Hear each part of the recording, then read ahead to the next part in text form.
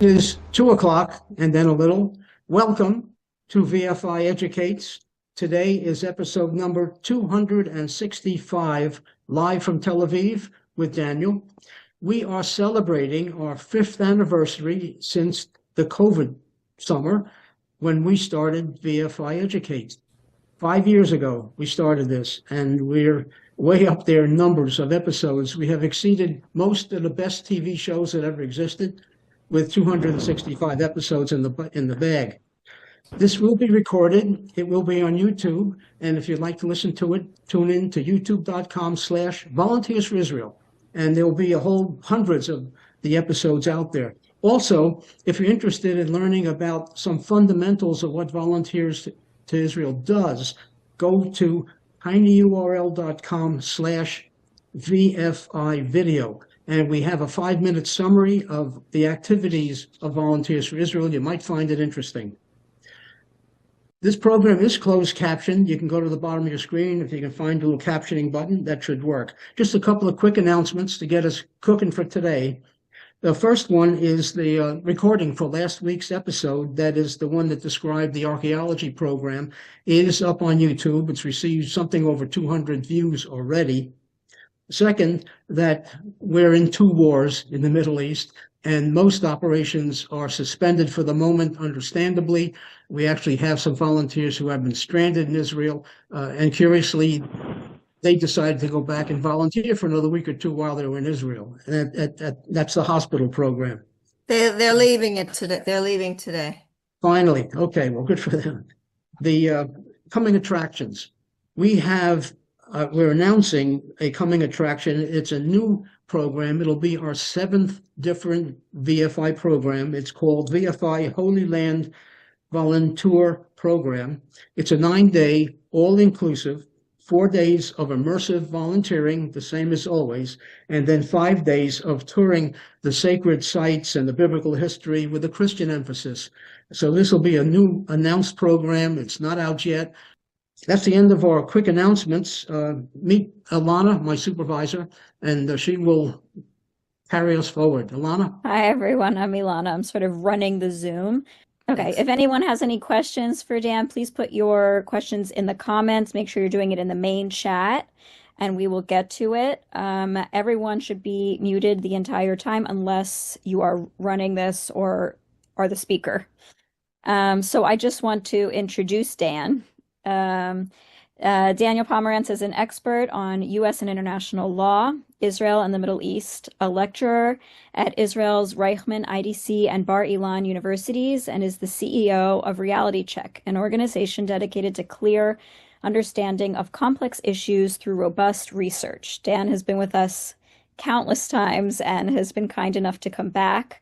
So I'm going to hand it over to Dan. Thanks so much, Ilana. Hi, everyone. I hope everyone's doing well and safe. I'm going to try and spend most of the time today answering your questions because I'm sure you have a lot of them. And I know that there are a lot of things that maybe seem obvious to us living here in Israel that to you are something you're very curious about.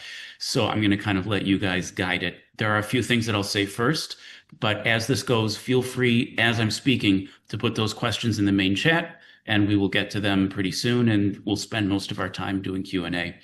The topics that I'll hit relatively briefly are, first of all, what actually happened behind the headlines. Number 2, what is the deal with Fordow, and which is the armored underground nuclear reactor, enrichment facility. And finally, the question on everyone's mind is the United States going to join in? And but before we do that, I put together this little video that I wanted to share with you because I thought you might find it interesting. Now I'm going to try and make sure I'm going to try the sharing here and make sure I get it. All right. Okay, share sound. If you're not hearing the sound, let me know. We don't. Yeah. Okay. Oh, I haven't started yet. All right. Does everybody see me standing here in front of a bridge? Yes. All right. Okay. Let's let this go. So I'm standing here in Tel Aviv. And, you know, it's true that we've gotten hit with some real barrages. Some buildings have been damaged and destroyed. There have been fatalities, tragically, and injuries. But it's also true that we're doing okay. We're resilient, we're strong, and most of our infrastructure is very much intact. As you can see behind me, here's the city skyline. Here's some other parts of the skyline in the neighborhood. Iran would have you believe that they're utterly destroying Israel, and that's just simply not true. Most of Tel Aviv continues to look like this. Schools are closed, and so are sort of regular shopping, like clothing stores and that sort of thing. But grocery stores are very much open. I'm picking some stuff up right now. In the building where I live, there's one shelter on every floor. And so you kind of go into this area here, past the stairwell. Here you can see the shelter, Mamak, Merchab Mugan Kumati, which means a floor level shelter. And but you can see we hang out with the neighbors. There's people have brought in some items to make themselves comfortable. This machine over here is designed for just in case there's a chemical or biological attack. Thank goodness it hasn't been an issue yet. Got a little emergency exit here in case we need it. And then we stay here for a few minutes. Now, you might ask, if you don't happen to have a shelter in your house, how do you know to get to the right place quickly enough? And the answer is that there's a multi-tiered warning system that works by an app. Of course, it's Israel, so of course everything works on an app. And what'll happen is we're just getting a news flash just now that says you need to stay near a shelter. So that means from right now, I have about anywhere from 10 to 30 minutes until maybe there will be an alarm. And then finally, 90 seconds before impact, the actual sirens will go off and the app goes off. So even if you don't have an app, you can hear the sirens, and that's when you have to get to the shelters. I'm gonna leave you now because I wanna go do the next step, which is getting my little go bag.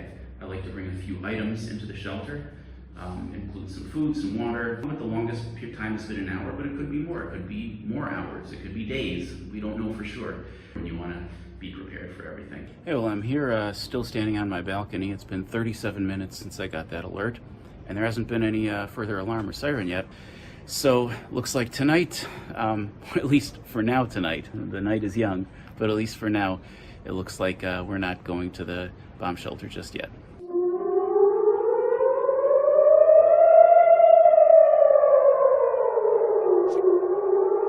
Hey, so here we are in the shelter. In the end, we ended up, it's a little after midnight, and we ended up getting a barrage after all. So we thought, and this is Lolita, who's keeping us company. So here we are. We'll be here for as long as we're here, and then we'll go back, God willing. Well, this time it was only a few minutes, and everyone got back safe and sound. So I'm going to get to bed now, and thanks for joining me tonight. And so that gives you a little sense of what the experience is like. Every time it's a little bit different, exactly how much warning we get, exactly how much time we're in the shelter, it can always be different. This morning, for the first time, there was an explosion that I was actually able to hear from inside the shelter, and I could feel the shelter swaying a little bit, which means my whole building was swaying. So, you know, that can happen. And of course, there have been some people who have had direct hits and have lost their homes, and some people who have even lost their lives. Fortunately, except for one very unusual case where there was a direct hit and the people inside the shelter were killed, most cases, people who have been seriously injured or killed were outside of a shelter at the time. See, we used to think that you could kind of do this half-assed, excuse my French, and, you know, stand in a stairwell or something like that. But that was when we were getting rockets from Gaza. Just to give you a sense of the scale of this, during the second Intifada, remember when they were blowing up buses and blowing up shopping malls? That is about 10 pounds of explosive strapped to a terrorist. All right, about 10 pounds. The amount of explosive in a typical rocket from Gaza is anywhere from 100 pounds to 300 or 400 pounds, which is a lot more. And that's a Gaza rocket. And what's coming out of Iran is between 1,000 to 2,000 pound bombs. And there's actually a suspicion that they might have fired an illegal cluster bomb this morning. So we're talking about just orders of magnitude more explosive, things that create not just shrapnel, but shock waves, which is moving walls of compressed air that can actually break concrete and certainly can break a human. So it's a whole other level of weaponry than what we've been experiencing before. And that's why it's very important to not be in a stairwell or in an interior room, but really in your shelter. But the shelters are designed to be able to handle pretty much anything up to a direct hit, and a direct hit is a little harder for them to handle. So that is kind of just a sense of what the daily life is like. I'll be happy to answer more questions about that when we get to the questions. But the next thing I want to do is also show you something a little bit technical. I just did an interview on I-24 talking about international law and how it relates to the whole concept of whether it's legal for Israel to be attacking in this way. That also relates to a discussion that I hear has been sort of in the news of, did Israel start this? Is Israel the aggressor? And that relates to this same concept, which I address in this news segment. I'll tell you something, and this is another thing. I'm working with both hands and all of my brain to keep my head around what's happening. That means I don't have a whole lot of bandwidth left to get my head around, excuse my French, the bullshit that's out there, which is a fancy way of saying things that aren't actually happening. But I know people are saying a lot of things online, sometimes in the news, that really aren't true. So if you happen to see something that you are wondering about, you can feel free to ask, but I probably won't address it because it takes everything I got just to be aware of everything that's real without getting my head around the things that aren't real. But all that said, let's show you this other video here. Here we go. All right, everyone sees Nicole Zedek from I-24? All right. Now, as Israel continues to strike targets in Iran, hitting nuclear facilities that pose a threat to the entire Western world, there's a narrative emerging from Iran's allies like Russia and China that this violates international law. But is that the case? What is the legality of Israel's surprise attack? To answer that and more, we're joined now by legal expert and political analyst Daniel Pomerantz, the CEO of Reality Check. Daniel, great to have you with us as always, especially during these uncertain times. When it comes to this legal argument that some are presenting against Israel, it's not only being spewed by Iran and its allies, also the International Commission of Jurists. What is the significance of this? What is the argument they're trying to make? Well, you know, it's exactly what Iran's proxies did and what Iran's doing now. They see that they can't defeat the IDF on the battlefield, so they want to try and defeat Israel off the battlefield to get Israel to be forced to stop its actions. Well, the argument that they're making here is that under international law, under the principles of the United Nations, you're never supposed to start a war. You can respond in self-defense if someone attacks you. So they're saying this isn't self-defense. Israel attacked Iran. It's obvious. There was nothing going on. Then Israel attacked. But of course, that's not true. And it's not true for two reasons. One is that under Article 51 of the UN Charter, a country has an inviolate right, an absolute right to self-defense. And in this case, well, they'll say, but you're not defending yourself, you're attacking. Well, Iran has been attacking Israel for years, but especially for the last 19 months since October 7th, both directly and through its proxies. Over 30,000 rockets directly and through its proxies, including directly from Iran, the largest ballistic missile strike in the history of the world. That was a year ago.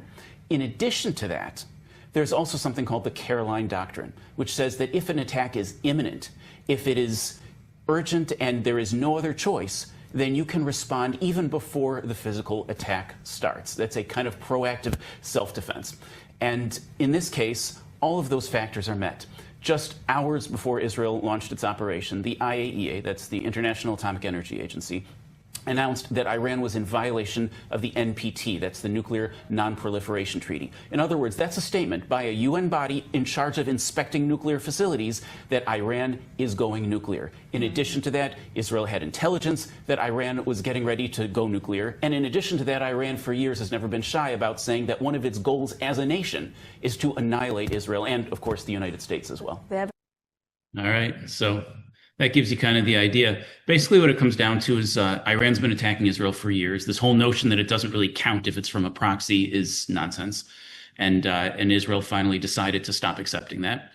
And second of all, Iran was going nuclear. That's not just Israeli intelligence. That's American intelligence, and that's the IAEA, which is the UN body that inspects nuclear facilities, just declared hours before Israel made its strike that they saw that that Iran was heading in that direction. And so, under both international law and also basic common sense, if somebody is about to strike you, you don't have to wait to get clobbered before defending yourself. So that that kind of, excuse me. That addresses the overall principle of, did Israel start this, and is Israel doing something that's justified? Now, what actually happened? This is where it gets really interesting. You may have noticed, anyone who reads my newsletters, that on June 12th, the day before this happened, I published an article entitled, "Is Israel or America About to Strike Iran?" Because a lot of the signs were there. And when we get to the question of will the U.S. join, I'll add that I don't always know everything, but I'm pretty good at reading signs. And of course, from time to time, I do have people in the government who will share certain things with me that aren't public. And so between all of that, I'm able to get a pretty good sense of predicting what's likely to happen. So over the past week, Iran's strategy for keeping itself safe was basically a deterrent strategy. They had a plan that if Israel were to attack, then Iran would fire 1,000 ballistic missiles at Israel all at once. Now, just to give you a sense of what that really means, Israel has, we like to talk about the Iron Dome, but as a technical matter, the Iron Dome is actually just for the short range stuff. Then there's David Sling, which is for medium range. Then there's the Arrow 2 and Arrow 3 systems, which hit these really fast hypersonic long-range ballistic missiles that we're dealing with now, and the Arrow 3 can actually hit them while they're still above the atmosphere, technically in outer space, and the Arrow 2 gets them when they're a little bit lower. And then in addition to that, you have the THAAD and Aegis systems, which are American systems that are parallel to the Arrow systems. So these are the systems that are striking down the missiles, but all these systems have their limitations. And there are a number of ways that you can trick the system or get through the system, but sort of the most obvious and effective one is to just overwhelm it with more missiles than it can handle. The exact number is variable. It depends on a few factors. For example, we've noticed that Iran will fire a barrage and then fire another one a short time later, maybe an hour or two later. And that's because in that time, you need to reload some of these interceptor launchers. You may need to bring some of them in for maintenance because all machines break down. And so in that period of time, some machines might not be operating. So that way, that at that moment, the capacity to stop these incoming missiles is a little bit reduced. So the exact number Israel can handle is variable. But we know just from experience that it's not much more than about 100, maybe 150, something like that. So to just give you a sense, if Israel fired 1,000 missiles, chances are about 800 of them or more would have gotten through. Just to give a sense of scale, there was one missile that hit a building in downtown Tel Aviv, injured a bunch of people, made about 750 people homeless just from that one strike. That was one missile. Imagine if 850 missiles hit simultaneously. That's, the scale of it is just enormous. And of course, Iran's plan also was in parallel with that to activate their cells in Gaza, in the West Bank, and in Lebanon. Now, Hezbollah is sent an email to the Iranian regime saying they weren't going to get involved. And Hamas has got its hands full with the IDF right now. But that's not to be taken for granted. The IDF is working very hard to make that happen. And of course, over in the West Bank, you've got the Israeli Internal Security Services are working overtime to keep that front from bubbling over and turning into a major attack. The fact that nothing happened on any of those fronts is nothing short of an enormous success and probably a miracle. But how is it that we didn't get hit with 1,000 ballistic missiles? Well, the first thing that Israel did was they sent, some of you may already know this, some of this was in the news, but some of you may not. So if you already know this, please bear with me. Israel sent a text message to some of the people in the regime that looked like it was official, calling them to an urgent security meeting in a particular location that Israel knew about. Iran's plan to fire these 1,000 ballistic missiles involved the top commanders giving the order to the people who fire the missiles. Israel got all of the relevant commanders, it was about 30 people, to go to this meeting at the same time. And one of Israel's very first strikes was to blow up that meeting. So now all the people who would give the order aren't alive anymore, and it takes time to replace them. In the several hours that it takes to replace those people and get a chain of command going again, Israel just got to work destroying missile launchers. So by the time they finally had a chain of command back in place, it was they had far fewer missile launchers than they had previously, and they had in the end they fired a barrage of about 150, followed by another barrage of about 100. And then it went down to several dozen, and now the numbers tend to be about between 10 and 20, although some still do get through. But eventually we're going to reach a point where the number of launchers that Iran has, Israel's destroyed about 2/3 of them so far. The number of launchers Iran has will be so low that anything they fire will be something that Israel should be able to stop almost like 100% of the time, maybe 99.9%. Right now, the success rate has been about 90%. But when you're talking about several dozen missiles, 90% still means that a couple, 2, 3, 4 will get through, and that can be enough to cause a great deal of destruction. Another interesting thing that Israel did was they, for years, had a drone factory inside of Iran, and they just built drones for years. And then during that first Israeli attack, those drones were part of the destroying anti-aircraft batteries and also destroying these missile launchers. So that was sort of that first wave. And then after that Israel has still been destroying rocket launchers, but then Israel got busy doing what it actually came there for, which was to destroy Iran's nuclear facilities. A quick note about nuclear facilities. There's two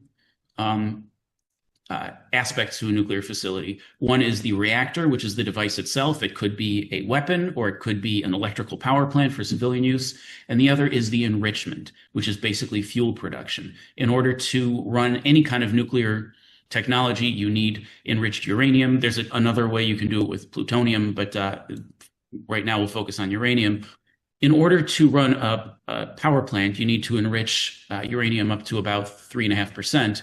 In order to make a weapon, you need to enrich to about 90%. But the thing is, once you have an enrichment facility, it's real easy to cheat. It's very hard to start doing enrichment without anybody knowing about it, because to build the facility is complex and it's expensive and it's big, and intelligence agencies will know that you're doing it. But once you have that facility, you can cheat very easily, and it's very hard to catch people, whether they're enriching only to 4% or enriching up to 90%. It's sort of like if I buy an oven, it's pretty obvious that I have an oven in my house. But it's a lot harder to tell whether I'm cooking healthy, sugar-free cookies or whether I'm cooking like really calorie-rich cakes that'll make me fat. It's a lot harder to tell, but whether I have the oven at all is easier to tell. So the result is that getting rid of that enrichment is critically important, and that's a great deal of what Israel's been doing. But just to give you a quick number, Israeli intelligence at the beginning of this estimated that the number of casualties on the home front might be between 800 to 4,000.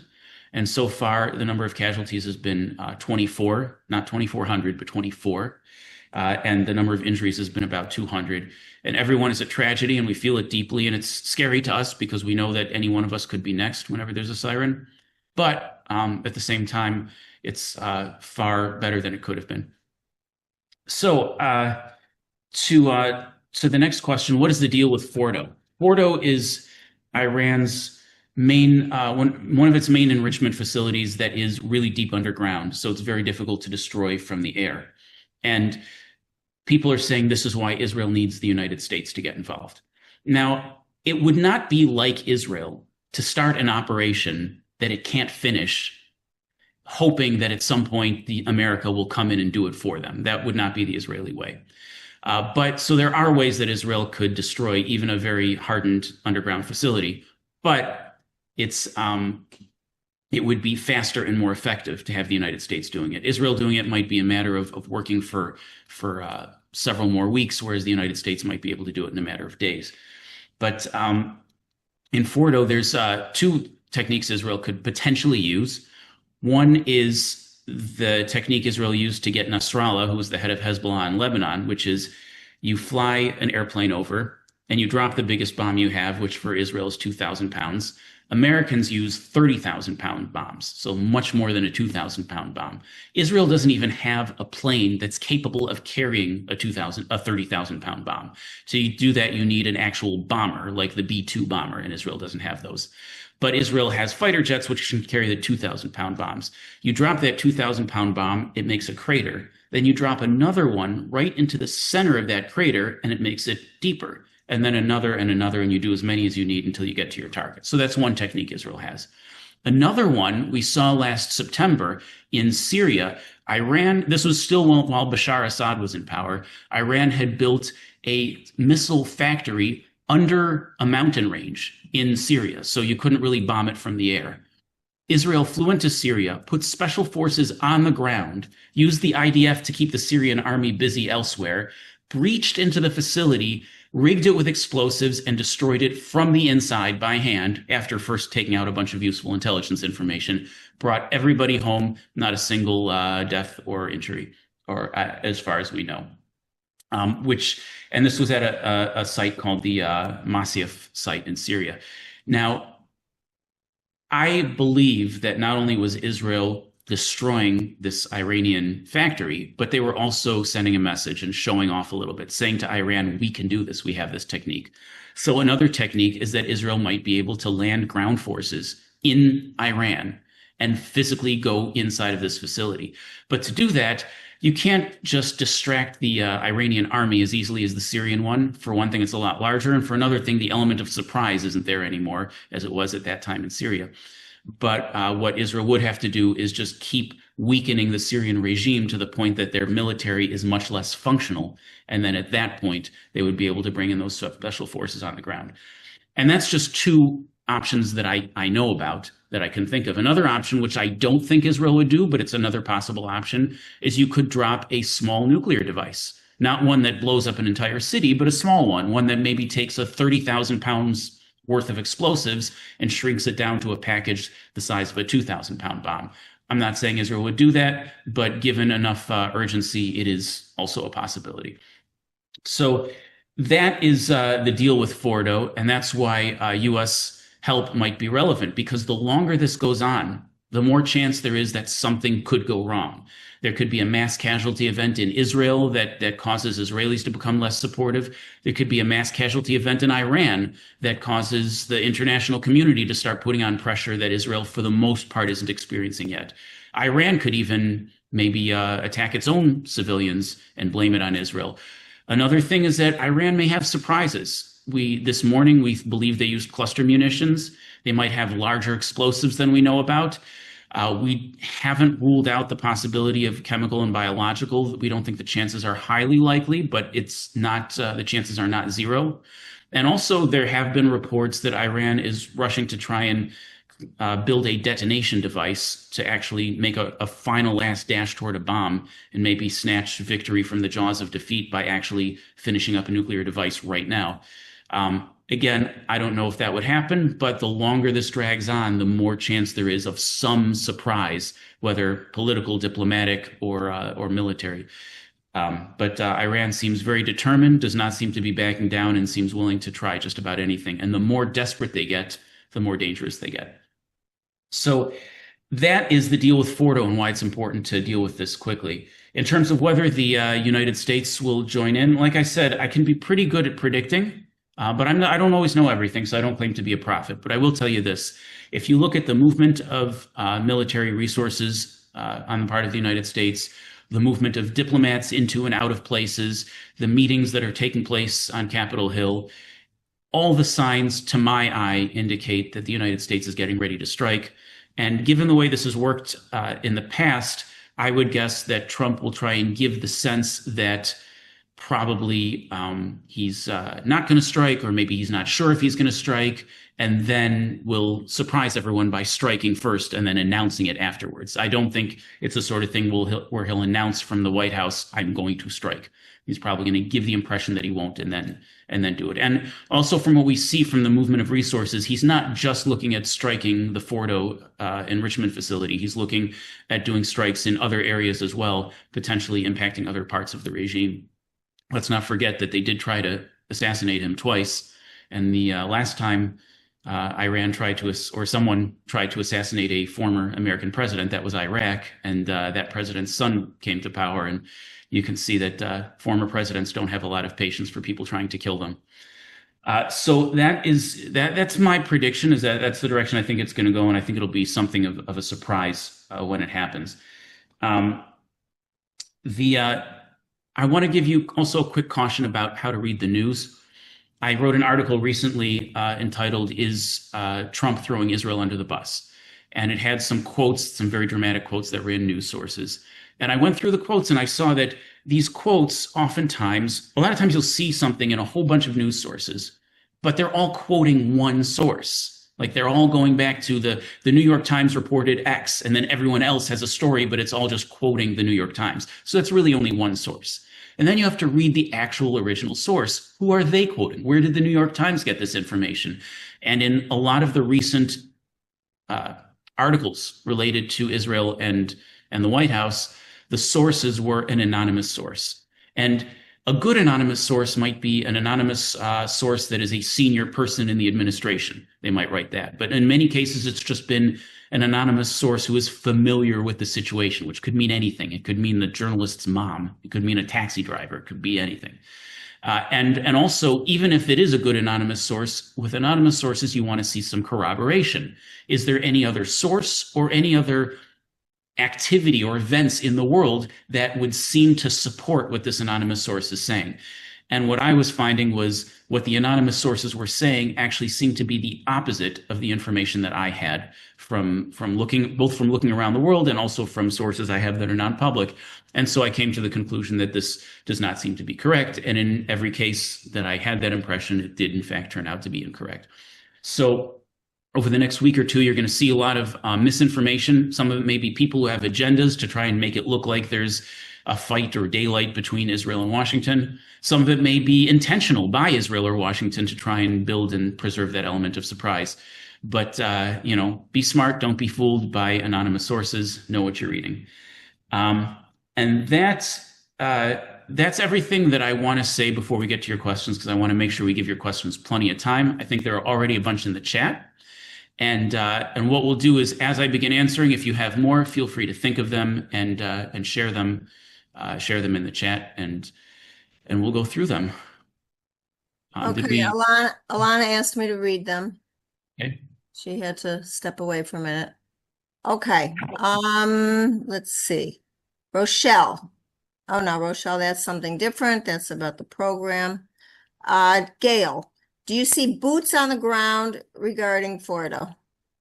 Well, like I said, there's a possibility that Israel might use special forces in the same way they did with the Masyaf factory in Syria. So that is a possibility, but there are other ways to do it. I would be rather surprised if America put boots on the ground, though. America is very skittish about getting any Americans hurt for political reasons. Okay, then also from Gail, Bibi has been warning Iran is near to having a nuclear bomb for decades. What are the facts he used to invade Iran at the present time after all of the false declarations in the past? Well, first of all, the declarations weren't false. Iran was getting close, and frequently Israel or America would push them back a little with a sabotage operation. Remember the Stuxnet virus that destroyed all those centrifuges, killing nuclear scientists? There were frequently activities that pushed them back, even though they were getting close. But this particular time, there was certainly intelligence on the part of Israel and the United States. But, if you want to hear something that doesn't come from an involved party, as I mentioned before, just hours before Israel's strike, the International Atomic Energy Agency, which is the UN body that inspects nuclear facilities around the world. They're technical experts. This is what they do. They just inspect nuclear stuff. And they officially declared that Iran is officially determined to be in breach of the NPT, the Non-Proliferation Treaty. That is a really big deal. That's something that even after all these years, they never went ahead and declared that. Declaring that really means that you are dealing with someone who's very close.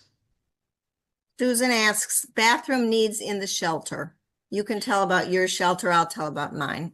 Yeah, every shelter is different. And by the way, I have, as you saw in my video on Mammak, which is a a shelter on your floor. Some people have a mamad, which is a shelter inside your apartment.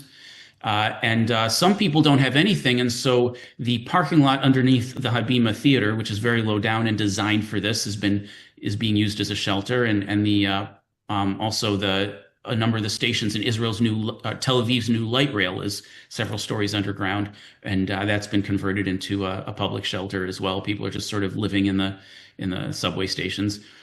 They're, by the way, much nicer than like a New York subway station. It's very new.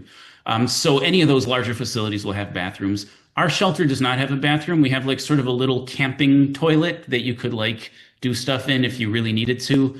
But the hope is that we won't be in there long enough for that to be necessary. Like I said in the video, the longest we've been in a shelter so far has been an hour, and God willing, it won't be longer. Usually it's actually shorter. But if we did end up there for an extended period of time, we would have to find a way to, I would have to find a way to make do with the little camping setup that we have, which is not ideal. In my building, we have a miklat, which is downstairs, part of the building, but we have to go downstairs for it. And there is a sort of like a closed off little section that does have a toilet in it, but again, nobody would really like to use it if you don't have to. Yeah, so it all depends where you are. And some people may not have anything at all. So then they just have to either hold it or use a bucket or something. Right. Okay, Susan also asks, any possibility of Iran sabotaging the alert app? I don't think so, only because it hasn't happened. And Iran did try to send people text messages telling them, ignore the app and stay outside. But nobody really believed that. It was their attempts at sabotage tend to be very campy, very kind of like, it seems like a summer camp version of sabotage. Which is not to say you don't want to get arrogant with these guys, and you should never underestimate them. But given what they've done so far, it doesn't seem to be nearly at the scale of what would be necessary to do that. However, one thing they have done, well, I don't know if it's probably not Iran because it's been happening. The GPS on cars and whatever phones have definitely been scrambled, and lots of times it just doesn't work, or there isn't. Yeah, that's actually Israel, because some of these missiles are GPS guided. So one of the things Israel will do is they'll distort the GPS signals so that incoming missiles can't find their tracking. All right. So it can be a little alarming when all of a sudden you see that you're in, Egypt or Jordan or some weird place. Anyway. Okay. Gail asks, or is this information, I guess it goes back to her other question, or is this information classified about what made the facts change regarding Iran? What makes you believe Bibi now regarding Iran's nuclear capability? Yeah, well, so there's some information that's secret. There's some information that's open. I can say that in terms of the Israeli government, first of all, it's important, really important to understand this. Support for this in Israel is very nearly unanimous. There's no such thing as Bibi versus not Bibi. Everyone in the opposition who hates Bibi is supporting this. And Yair Lapid put it really well. It doesn't matter whether you trust Bibi. The facts are the facts, and I trust in the facts. This is a small country. Everybody knows people. The people in the opposition have access to the intelligence information. I have friends who have access to intelligence information. So if you live here and you're well connected, you know what's real and what's not. In addition to that, there's of course the internet, the IAEA, the UN body, which officially declared Iran to be in breach of the NPT. Okay, something Ilana put on is, and you can all look at it, it's in the chat, about consider making donations to VFI Educates, and you can see all of that in there. And also, I would urge you all to sign up for Dan's reality check newsletter. The site is there, and that way you'll get all of his newsletters and information on everything that he is doing. That's always up to date, and it keeps you informed on what's going on. Pam, I just wanted to add something, that what I said about making donations, that money will go to Dan. It's making donations to Educates to go to Dan.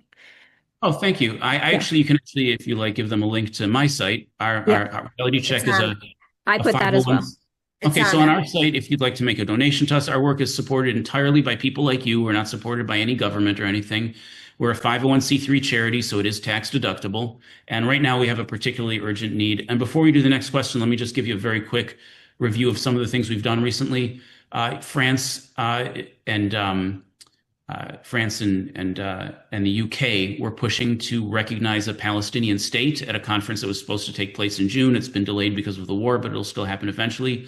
We put together a report proving, using dark web and deep web and OSINT intelligence information, that Palestinians see this as a reward for October 7th, as an encouragement to carry out more terrorism. We presented that to a number of relevant government officials. The UK and France both backed off, and we played a role in making that happen. And they've officially said that recognizing a Palestinian state will not be a part of that conference. We've also provided the U.S. administration with proof of some of the things the International Red Cross is doing in terms of coordinating with terrorism and violating their duties of neutrality. And the U.S. is reviewing their funding, and the International Red Cross has just announced that their funding is now in a state of crisis. That was the word that they used, and they're cutting thousands of jobs and hundreds of millions of dollars out of their budget. And also recently, a major European country whose name the Prime Minister's office asked me not to say, so that we protect the diplomatic relations, but they were accusing Israel of war crimes. We've presented our legal analysis in a briefing to the Prime Minister's office. They used our legal analysis in their public statements and in their private statements. We embarrassed the heck out of the foreign minister of this country. The prime minister of this country criticized the foreign minister publicly, his own foreign minister, and this European country whose name I'm not going to mention ended up backing off of making that particular claim of war crimes, which is a big deal.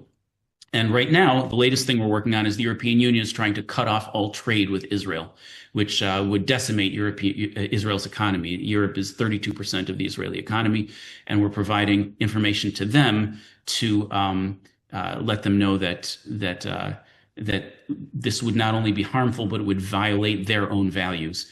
And you can look into some of the work we're doing there. But my point is, not only do we provide information that's useful for you guys to hear, but we also work very hard to make real changes in the world that protect Israel, protect Israeli soldiers, and protect Jewish communities. Okay. Harry asks, on the media front, do you see progress on getting the facts out and countering propaganda? How do you evaluate the countering the bad press Israel gets? Lots of good information from you. Thank you for your work. Yeah. Well, I found that speaking out as much as you can is really relevant. And we did a study a number of years ago where we found that about 10% of people will agree with us, about 10% will never agree with us, and about 80% could go either way. And that 80%, a lot of times they will be swayed by a certain amount of specificity. If you can say, not only is this right, but here's the reasons why it's right, it tends to make a difference. So we try to give people the ammunition that we need. We speak to media, we speak to students, and we speak to government officials to make policy changes. And we find that it tends to be very persuasive. The press is very difficult. So far, specifically with Iran, the press has been less bad than usual, but that could change at any moment. So, we try to do the best that we can. Our main focus is creating useful information and making policy changes that actually impact other people's lives. So we're not as focused specifically on media, but it is still an important issue. And the work that we produce gets used by other people, including Israeli spokespeople. And it does end up making a big difference in the media. Okay, Gail again is asking, wouldn't a bomb on Iran's nuclear underground facility cause a nuclear reaction? It depends what kind of facility, and it depends what kind of bomb. It wouldn't cause a nuclear explosion. That has to be done in a very specific way. But it could release radioactive material, creating essentially a dirty bomb. And Israel so far has been careful about not targeting certain facilities in Iran specifically in order to avoid that. And the IAEA, the same guys that announced that Iran is in breach of the NPT treaty, have also been checking every time Israel carries out an operation to see if radiation levels have increased. And so far, Israel has a perfect record of not producing any dirty radiation that's spread anywhere. And Israel is working specifically to avoid those kind of dangers. But it does mean that there are certain things that will remain intact that eventually will have to be taken care of on foot, on the ground, or through some sort of diplomatic agreement eventually. Okay, Mark, the Nimitz won't be there until Tuesday. U.S. forces won't execute until everything is in position. And then he says, if you know who Danny Seaman is, he's admitted that Israel plans false info in the New York Times through geniuses like Friedman.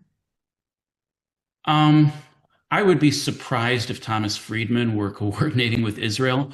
But what Israel does do is Israel did play up the idea that Trump and Bibi were not in agreement, or that they were having tension between each other, or that Trump was vetoing the idea of an Israeli strike in order to preserve that element of surprise. So that's the kind of false information that we know Israel does give. And I know this because I do have a sense of what's real, both by the tools that we use for checking things, the deep analysis, the dark web and deep web intel, and also my non-public sources. So I have a sense of what I'm seeing in the news, whether it's misleading or not, or whether it's false or not. In terms of when the U.S. will strike, I mean, Tuesday, first of all, is not very long from now. And I believe that there's supposed to be a special briefing from the White House with the Senate on Sunday or Monday, or I think it was Monday.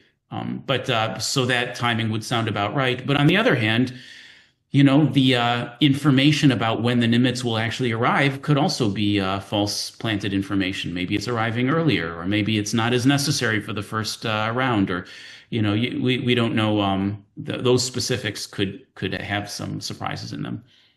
Right. And I was watching TV right before this started, and on I-24, and Trump had said that he'll have some kind of idea about what he's doing within 2 weeks. So, Yeah, all within kinds the of- next Within 2 weeks, and within 2 weeks could mean 2 minutes from now. It's still within 2 weeks. Exactly.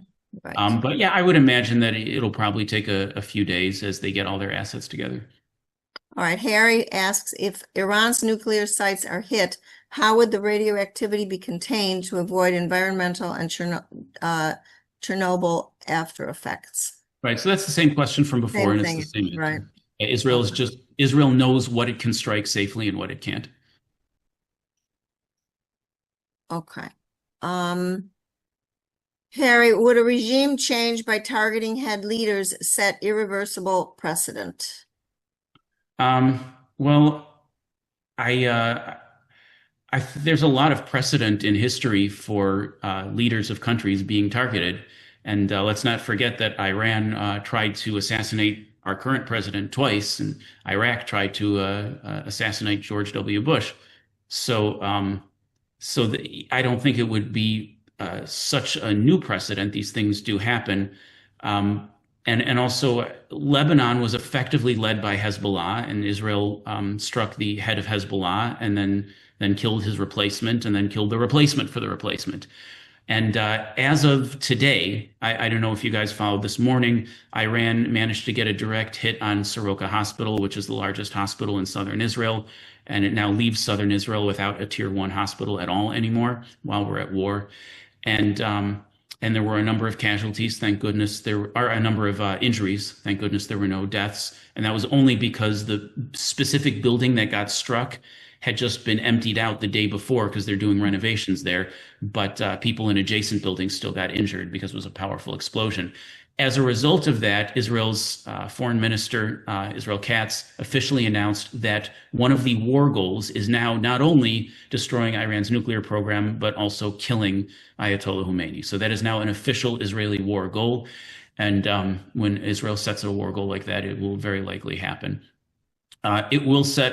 You could say that it will set a sort of precedent, but I think the precedent will be that if you cross a certain line with Israel, and the line isn't even firing hundreds of ballistic missiles, even that's not the line. The line is actually blowing up a hospital, then Israel will come after your leadership.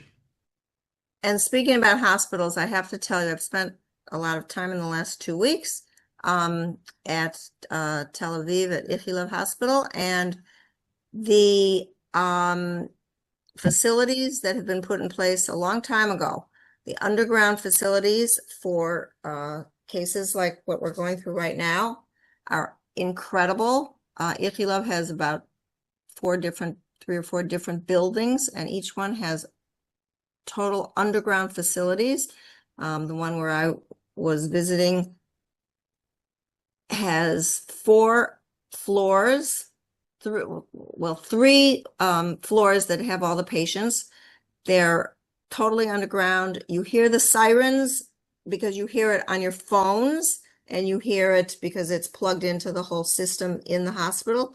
You don't hear anything from the outside. It's an absolutely incredible system. It's something that I'm sure no place else in the world has something like this. It's really, Yeah, really but we should have a word of caution, though, that that it's still, when you lose the above ground capacity, it still reduces the capacity of the hospital. And Israel has officially put out orders for hospitals to discharge people faster than normally. Yeah. For example, a woman who gives birth normally would be entitled to a 36-hour stay. Now it's down to 12 hours. And so even though it's amazing to have those underground facilities that include full operating suites, Israel's capacity is diminished, and it is an issue. Oh, yeah. Well, they evacuated Friday morning at 6 in the morning. They evacuated everybody who could be evacuated from the hospital. And within a couple hours, everybody was evacuated who didn't need to be there. Yeah. Okay. Let's see. Barry and Carol, the reports of Palestinians being shot and killed while trying to get food are terrible. Who is shooting them? Hamas. There's a tremendous amount of confirmation about this. Palestinians are thrilled. There's been a huge amount of positive feedback from Palestinians that the Gaza Humanitarian Foundation, GHF, which is this private foundation out of America that's actually backed by the American and Israeli governments, but it's technically a private foundation. This is the first time ever that, I mean, literally in decades, that people in Gaza can get food that doesn't go through Hamas. The United Nations and all these international donations, they always just gave them to Hamas. And that allowed Hamas to control people and have power over them. And now, for the first time ever, people in Gaza are getting food directly, and they're thrilled about it. And Hamas is very upset because it's taking away their power. And there's tremendous confirmation, both eyewitness reports, there's CCTV footage that you can review. Newspapers that accused Israel ended up taking it back after they reviewed the CCTV footage. Multiple intelligence agencies have confirmed this. Hamas, in order to keep their power, is shooting both the Palestinians who are trying to get food and the Palestinian aid workers who are working with GHF to try and deliver that food. But it seems to me that if Hamas is trying to kill you, you're probably doing something right. And if Hamas was not trying to kill the aid convoys before, but they're trying to kill them now, then it means that finally we're getting aid to where it's actually supposed to go. Okay. Is it true that Iran is using hypersonic missiles and Israel cannot hit them? It's true that Iran is using hypersonic missiles, and it's also true that Israel's hitting about 90% of them. Okay, Iran's also using drones, and Israel so far has hit 100% of those. what about Iran's Bushehr nuclear power plant that Israel hasn't targeted? Can Iran use that site to do enrichment for bombs? A power plant can't do enrichment. Only an enrichment facility can do enrichment. The way to think of it is enrichment is like creating fuel, and then a facility that either creates weapons or creates electricity is how you use that fuel. So it'd be like, for example, if if you have a car that runs on gasoline, first you need an oil refinery to create gasoline, and then you need the car to use the gasoline. And so a nuclear power plant would be the equivalent of like the car, but the fuel still comes from that enrichment facility. Stanley asked about Dan's website. Stan, if you look up several messages, you'll find I can put it again. I'll put the donation link. Put it again. And Stan, you'll see for reality check, you'll see the site. And also Bob asked, I could not find a U.S. address where I could make a mail donation. Can you provide it? That's also in something that Alana posted. Yeah. And then if you I'll also repost it. And then if you also look on Dan's site, you'll also see something there where you can make donations to a U.S. address. Yeah, if you on my site, if you just click the button that says donate, you go to the you'll go to a page that has instructions for mailing, instructions for credit card, whatever you like to do. All right. Stan asks, Dan, do you make your articles available to news sources on a no-charge basis? We need an effort to educate. We're losing the PR battle. Yes, I do. And from time to time, they do get picked up. And so we're very pleased about that when that happens. It is a competitive landscape out there. Everyone's trying to compete for the news source's attention. But when we do get picked up, that is very helpful. And every once in a while, they'll even interview me on air. So that happens as well, too. Okay. Gail, you made a comment about the Weizmann Institute, but there wasn't a question. Arnie, is Khamenei still calling the shots in Iran? As far as we know, he is.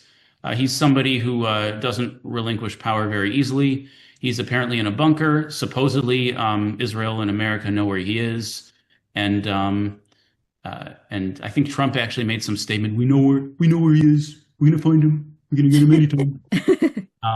So yeah, he's as far as we know, he's still calling the shots. Yeah.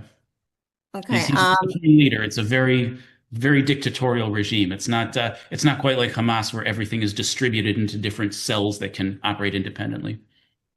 Okay, Russ Ellis. I just heard yesterday that Russia was sending large cargo planes to Iran. What do you think they might be carrying to Iran or planning to bring out of Iran?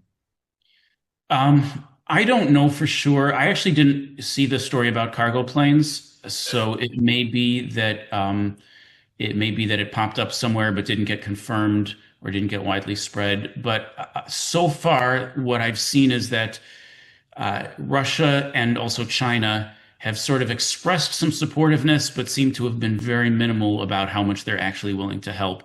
Russia, they need all their resources for Ukraine.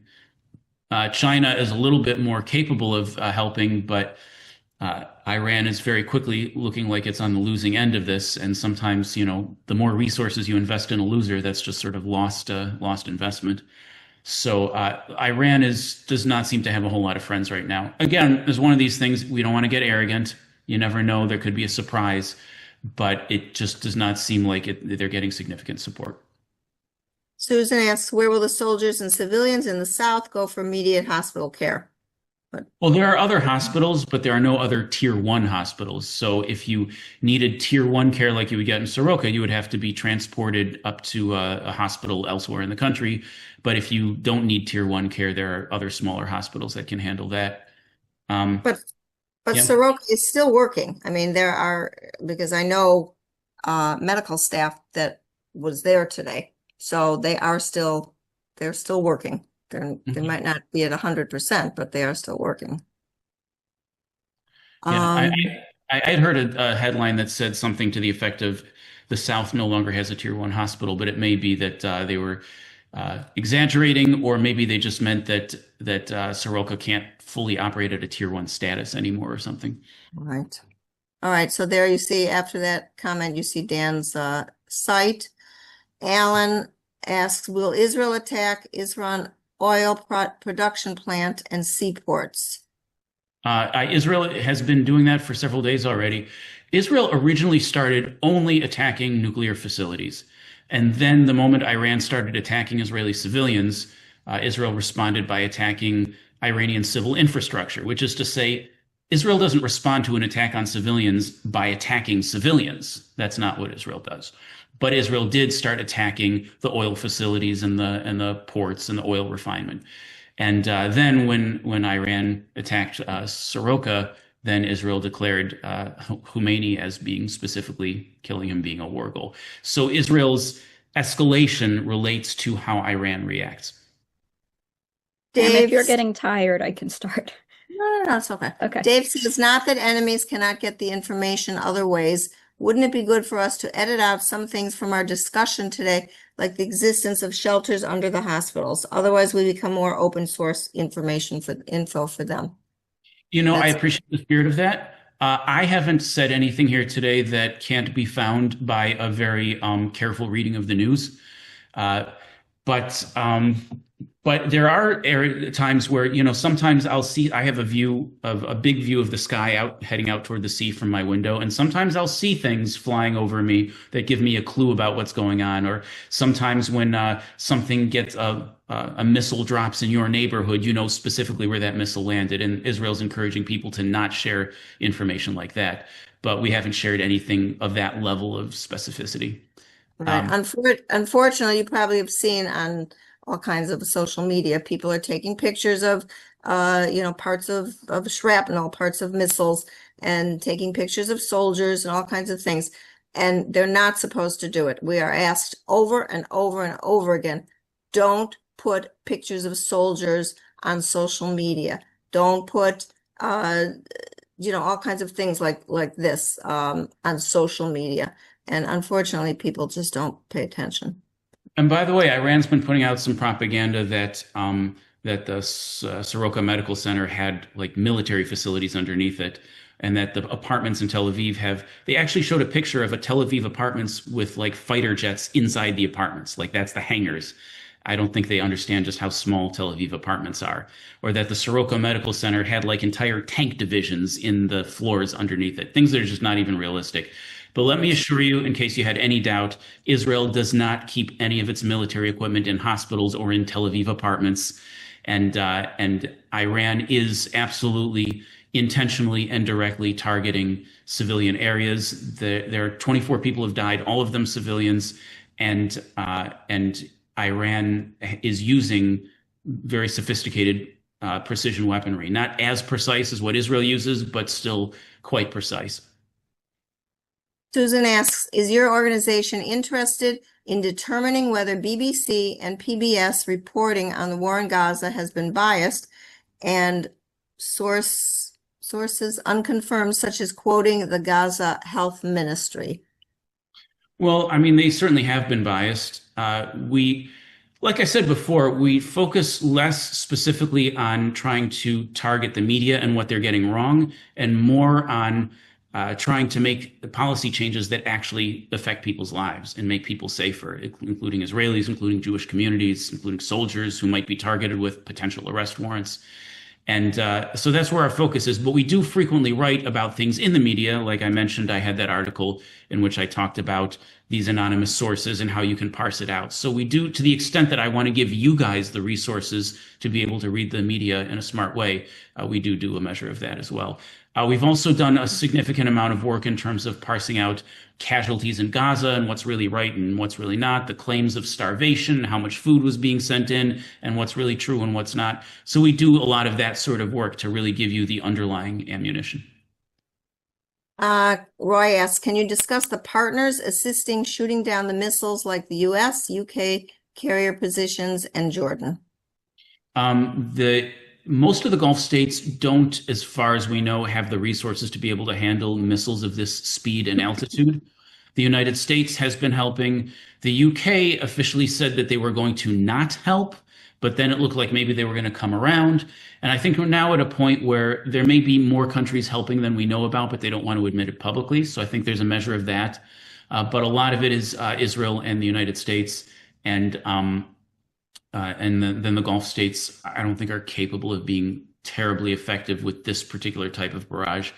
By the way, there was an article in the Wall Street Journal saying that Israel was running out of interceptors. It came from an anonymous source without corroboration. And also when you sort of drill down and do the math, the math didn't quite add up. So while we certainly shouldn't be complacent, and it is a concern, I don't think that Israel's running out of interceptors just yet. Barry and Carol say, we watch I-24. Their English subtitle translations are garbled. Can they correct them so that the information is understandable? I will have to say, Dan is a frequent guest on I-24. And we all hate what has happened to I-24. They've changed their whole programming, and People in Israel can't stand it. People abroad can't stand it. However, as much as Dan is appreciated on I-24, somehow I don't think he'll be able to change their subtitle information. Probably not. They do have English for a few hours a day. Right. And That's it. so then that's where you'll catch me oftentimes. Right. The Hebrew, I don't have much influence there. Right. Gail. Okay. My newspaper mentions the Ayatollah has told Iranians to move away from the heavy water plant in Iraq. Well, Israel has told Iranians to move away from the heavy water plant in Iraq, and Israel. I can't remember if Israel struck it or was about to strike it, but yeah, that's definitely on the table. Yeah. By the way, another one of the I don't know if you've been following the Iranian propaganda. Some more of the humorous propaganda they've put out is they're producing AI images of fighter planes that got shot down. But if you know what Israeli fighter planes look like, or if you just go online and look at some pictures and compare, you can figure out that the decals and the logos are in the wrong place on the plane. Or they had one where the plane was just enormous. It was like the size of like a skyscraper, and humans were like the cockpit was this big and humans were this big, like they would be ants compared to the size of the cockpit. And there were a whole bunch of things like that. Another one where they'd shot down a fighter plane, but the engine was still glowing red and like active while it was on the ground in pieces. Like a lot of very obvious AI stuff. And I think that's what brings us to Alan's message that Iran said that they shot down 3 F-35s and captured 2 pilots, one being a woman. Is this just a lie from Iran? Yeah, this is just a lie from Iran. If that had happened, this is one of those things that, everyone knows everyone in Israel. There's some things you can keep secret in Israel, but when somebody's child who's in the army got shot down, that's not one of the things you can keep secret in a place like Israel. And aside from that, if that had happened, you would definitely be seeing images of it. Iran would be publicizing it like crazy because it would be their one big victory, aside from blowing up Israeli civilian buildings in Tel Aviv and in other places. But the only images we have coming out of Iran are AI, very obvious fake AI images. And that's the end of the questions, so I think, but maybe some other people have questions. But I want to just say one thing also. A lot of people that I've talked to in the States and other places abroad, because of all the news and all the coverage about what's going on with Iran, people think that nothing's going on in Gaza anymore or the West Bank. And I have to tell you that Gaza and the West Bank are still going strong. There's a lot of fighting there. We've lost soldiers in Gaza recently. I know that we at our Hamal, we are bombarded with requests from units down in Gaza. So don't let anyone tell you that the Gaza war is finished, because it's certainly not. And maybe you can talk more about your Hamal when Dan's done. Right. And it's not a coincidence, because as I mentioned before, Gaza and the West Bank, and even still Lebanon, are fronts in this war that Iran has been trying to activate and hasn't been able to, because Israel's been working so hard to take the fight to them, to be on the offense rather than just waiting to respond, a lesson Israel learned after October 7th. And Israel's been keeping those groups very busy trying to not succumb to IDF forces, which has prevented what could have been just a flood, an onslaught of on-the-ground terrorism that we would all be facing, and we're not. And it's just a miracle that we aren't. That's the end of the questions. Not to mention that we also still have some 50 hostages that we're trying to bring home. Dan, this is fantastic information, perspective, analysis. First class. Thank you so much for your contribution to our brains today. I just had 2 simple little thoughts to share. A matter of perspective for Americans. How many people know that Iran has 80 million people versus Israel only has 10 million? So it's an 8-to-1 ratio. Plus, Israel the size of New Jersey, Iran is roughly twice the size of Texas, which is enormous. So we're talking about perspectives from the limited viewpoint of Americans. That's one thing. One question that I've always wondered about, there are a number of nuclear powers in the world, India, North Korea, others. How come I can't buy an atomic bomb on YouTube, on Amazon, or on one of the websites? I figure if I had 20 to 50 million bucks, I should be able to buy a low yield nuclear weapon, maybe 5 megaton type thing. Well, these things tend to be tightly controlled. There was some opportunity during the fall of the Soviet Union, but other powers, such as the United States, scrambled to try and limit that. There are about 25 nuclear states in the world, but only about 5 of them actually have weapons capacity. The other 20 have nuclear power, and most of those 20 do not have enrichment. So if anyone tells you that Iran needs enrichment to have nuclear power, that's simply not true. Most countries that have nuclear power only don't actually have enrichment. And so not only are the bombs tightly controlled, but the fuel, the enriched uranium that powers those bombs, is also very tightly controlled. Thank you. And when Pamela talks about Hamal, I don't know if you know that word. It kind of means war room, like a sort of central command. And it's a phrase that they use to refer to a place where they accept donations of supplies or of money, which they use to buy supplies. And then they coordinate with units all over Israel to get those supplies to where they're needed and get orders to know what specific units need. And they do really just amazing work. I stop by every once in a while to help out, and I'm always really impressed. Yes, Dan is part of our team, so he's there Right. quite a lot. Great. Well, today's episode will be up on YouTube, so anybody who's listening in who want to reference the content of today's presentation, send them to youtube.com/volunteers for Israel, and we'll pop up there probably within a day or two. I expect we'll have several hundred viewers very quickly, based on what we see here today. Are there any other questions, issues? Ilana, any thoughts? No, I just want to be conscious of Dan getting to sleep because I'm surprised we got through this without an alarm. So Not me, Ilana, just Dan. No, Pam, because I know you're not going to go to sleep anyway. Yeah, it's that is pretty exceptional, isn't it? That we got through It this is entire very thing. exceptional that we No got through alarm. this. So you might Yeah. need some sleep. So, if anyone has any other questions for Dan before we let him go, so he can get a few minutes, you feel free to unmute yourself. Well, thank you guys so much for having me. It was Yeah. really a pleasure to be here with you and to be able to share these things. And I was particularly eager to share the little video I produced of me walking to the bomb shelter because I wanted you That's guys great. to feel a sense of being here with us. Yeah, And that was definitely, great. if you're not already signed up to Dan's Sign up. newsletter, sign up because you get he writes Yeah. up-to-date newsletters and you get up-to-date news. Anytime, if you find yourself sitting there wondering what's true or wondering what's up to date or the questions you guys are asking, reading what I write gets you in the know. Yeah. What? Okay. Okay. Thank you. Okay. Again, Dan, stellar information, very much up to date. Hopefully we can review the situation going forward with your intellect and your insight. That would be delightful. And we're glad to be on your team and you're on our team.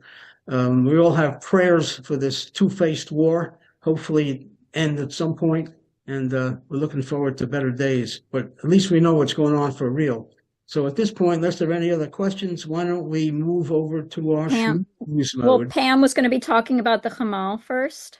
Oh, Anybody have? Okay, so if anybody doesn't know, Dan started to say what it is. Hamal does mean war room. However, ours is not the real war room. That's where the generals sit. But ours is a distribution center, and we're in the middle of Tel Aviv. We've been in operation since the second day of the war. We've taken care of about 60,000 soldiers so far. We give them everything that they need, from toiletries to socks to underwear to combat gloves, some light tactical things, all kinds of, in the winter, all kinds of winter clothing that they need. And lately, since the last couple weeks, we've been asked by some, usually we never did heavy tactical stuff like helmets and vests and things like that. But in the last few weeks, Some units that we've given a lot of things to have begged us for helmets and tactical uniforms that are the heaviest fire resistant. There's nothing that's fireproof. There's no uniform that's marked fireproof, but we get the heaviest fire resistant, which when it gets exploded, it turns into ash. It disintegrates rather than melting on the body. So that's very, very important for soldiers. The helmets, a lot of people say, well, why don't they have helmets? Why don't they have uniforms? Some of them do. A lot of the units that we deal with are the reservists. So the reservists do not have the newest things, and the reservists have been there since the beginning of the Gaza war, and they also are can go up to, like, say, age 50, and they just don't get the most up-to-date things. So we take care of the younger guys and girls and the older ones. And we're also just based totally on donations. Unfortunately, we don't have a 501c3, so we don't have a tax deductible part to us. But as one of our donors said one time to some of his friends, if you need a tax deduction and you want to give her $100, just give her $70 and she'll be happy with that, and keep your $30, and there's your tax deduction. So if anyone has any questions about that, you can feel free to Yeah, let's put the send me an information email. in the chat.